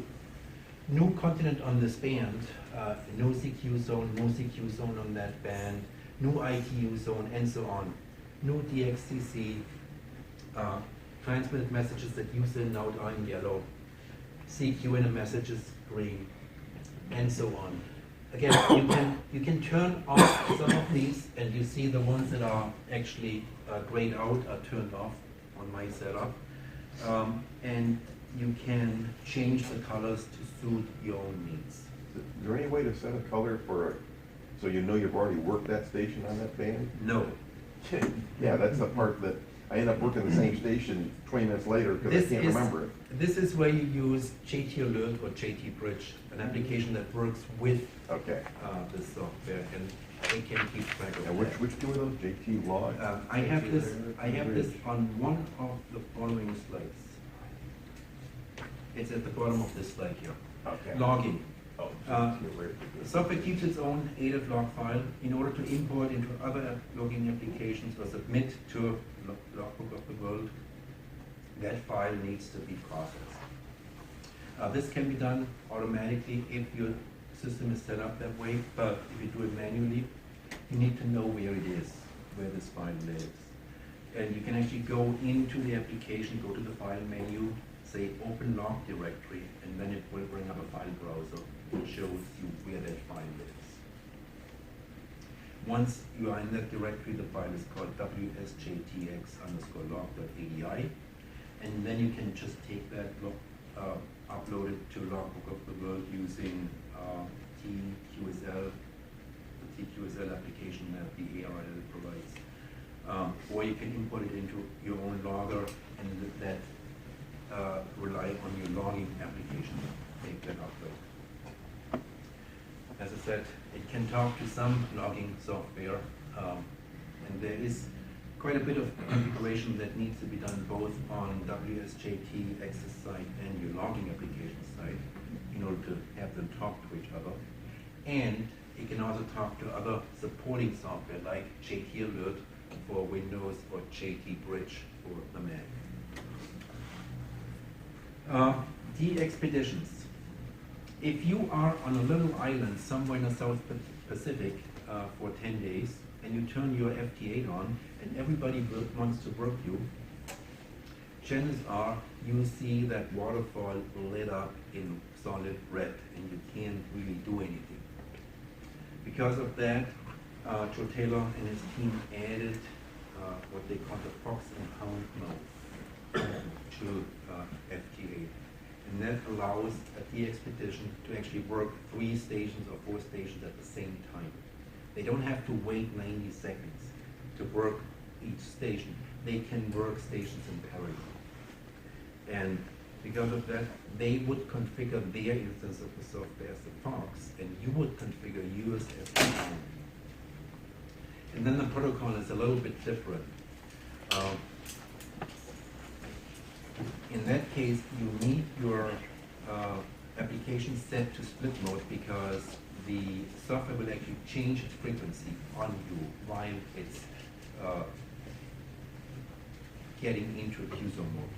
So you answer their CQ, and then once they talk back to you, the software says, okay, now it's your turn, and they move you to a reserved segment of that waterfall where only stations that are already acknowledged can be. And then you are cutting out interference, makes it much more likely that you have a successful QSO at the end. And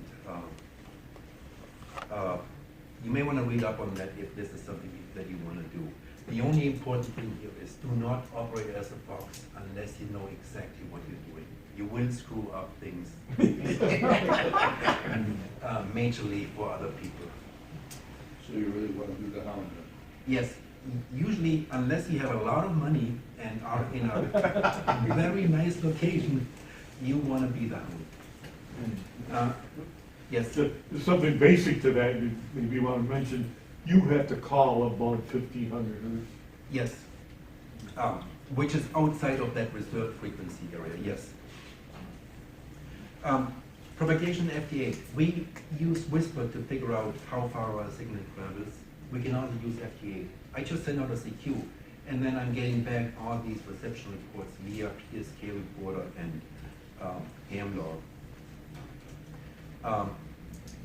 Don't want to go into any more details here. If you are interested in that, just go to PSK reporter, type in your own call sign, and see what the map shows. Here is something interesting.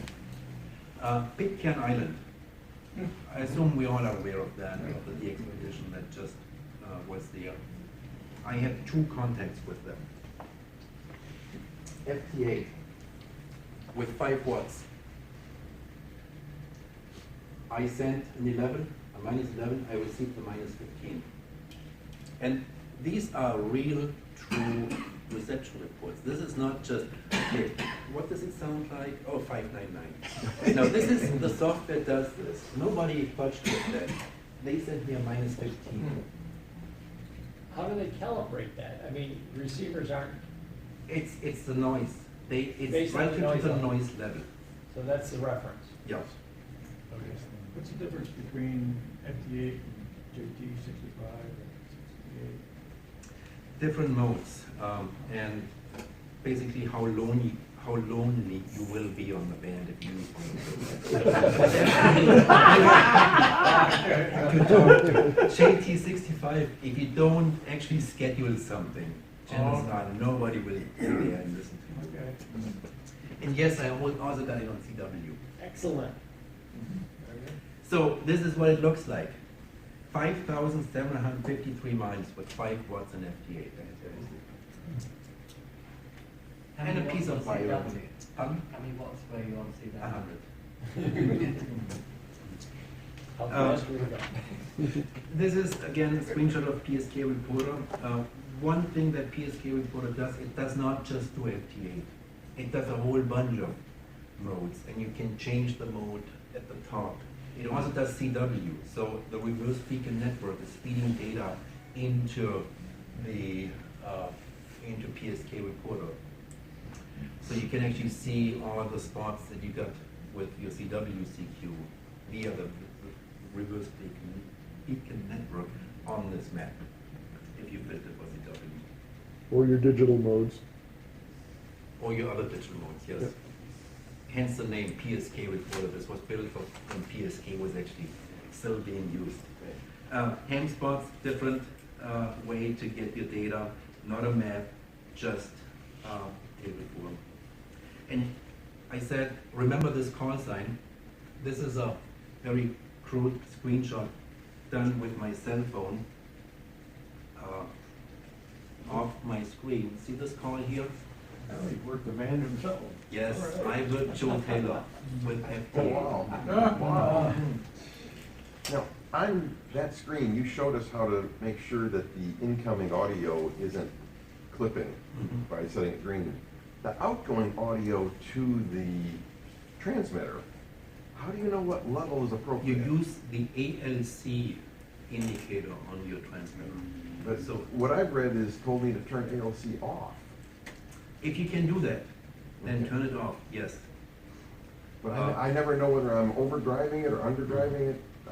Well, turn it on and wait for the meter not to budge hardly at all. Okay. Okay. And spots will show you a minus whatever, they'll tell you in the darkness that you're splattering. Once you get FT8 working, you can use all the other modes, all the other digital modes as well. If you really want to use the technology FT8, but you want to talk to somebody, there's something called JS8 call that is similar to what PSK31 used to be, or still is if you use it. So you can actually type and have a QSO talk to somebody. And then for the other modes, you may need other software like FLDigi for RTD, already PSK31 or Libya and a whole bunch of other modes. But because you already know that your setup works, it's fairly easy to get that to work as well. And we are at the end. Any questions that I have not answered yet? Is this used on UHF, VHF in any way? Yes. When you look at that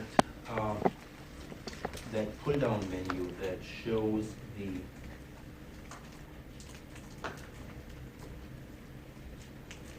I lost my remote session for that computer. When you look at that pull-down menu that lists the frequencies, you will see UHF, VHF as well. But you use single side band and you use upper side band, regardless of which band you're on. Moonbounds? Just a second. Is this only practical with directional antennas, or can you use No. omnidirectional antennas as well? I have a piece of wire in my backyard. So yeah, it works. Regardless of what you have, white spaghetti might work. Yeah, for moonbounds, would FT8 be the proper? No, for moonbounds, chances are you would use something different.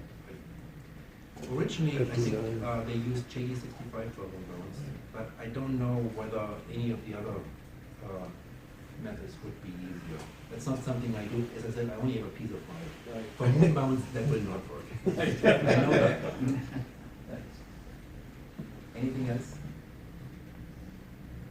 Just want to initiate a CQ.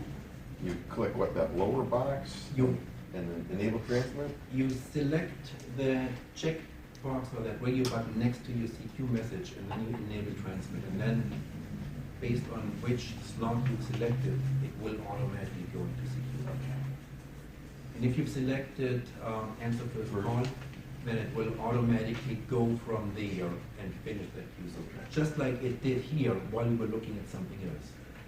And So once I've had the experience of sending CQ or calling somebody, and it goes through 2 or 3, 4 iterations, and then I see he's responding to somebody else, so I click stop transmit. just keep on going. And then, but then like 2 minutes later, I notice he's calling me. Yep.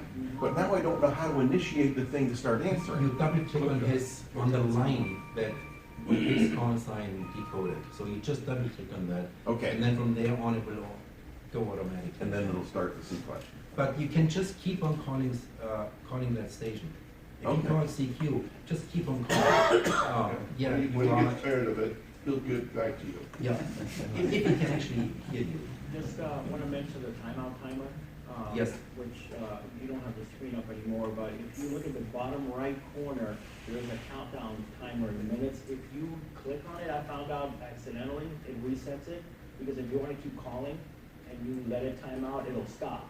And then you have to re-engage. If you click on that little corner minute counter, it'll actually reset back to. Actually, it's not just there. If you click anywhere on the app, it will reset that counter. Good. So down here, you see that timeout, Okay. 5 minutes. I don't know what the default setting is. It's lower than that, I just upped it to 5 Yeah. myself, yeah. You can actually set that up to 45 minutes if you want to, and then just let it run. But the nice thing to do is to keep that short so that you don't just, without being at the computer, forgetting about what you were doing, have your computer send out CQ for the next half hour. Yes. When I click on select, I click on 40 meters, I have 2 choices of selecting 7.074 and 7.078. 0.74, I don't get anything up on the waterfall. On 7.8, I get the waterfall, but nothing decodes. That's a bit odd because you should see signals on 7.4. 7.8 sounds more like I've been through all the modes. Is it region I've 3? been through all It is that. by default there, I don't know why, but both of them are there, you're right. Nothing happens on the others. I think 7.8 was what they used when they first introduced the new version of the protocol, the FT8 protocol. They said use something that's away from the regular band so that you don't interfere and know that whoever is up there uses the same version of the software. Yeah, it's interesting, it's still there, even on the latest flavor of it, it's still showing there. Yeah, there's nothing on that. Sounds like a contest, man. FT4 is actually the contest. So if you really want to be into contesting, you don't want to spend 15 seconds for each time slot. 7.5 seconds, that's what you want to do. Cut that down to the bare minimum. I have two on 20 and 2 on 6 also to select from. Okay. You got a minute after this, so I've got a screen print of that 40 meter. When you Maybe you can explain it to me, because I can't figure it out. It's possible if you've ever went into fox and hound mode, if you ever tried to work with the expedition, you have to add new frequencies to that drop down. Makes it a little bit more complicated. It's not just checking that one checkbox. Fox and hound mode cannot be used on the regular FT8 frequency. It needs to be done somewhere off, and it will not work if it's the regular frequency that you've selected. So you need to put a new frequency in, and then that will show up in that list. But you can also remove frequencies again. Going into configuration with the frequencies tab, you can click on one and then say delete that from the list. Thank you. Yeah, if you got a minute after this, I'll show you the printout, the screen for that. Thank you very much, Mike. Yeah, thank you.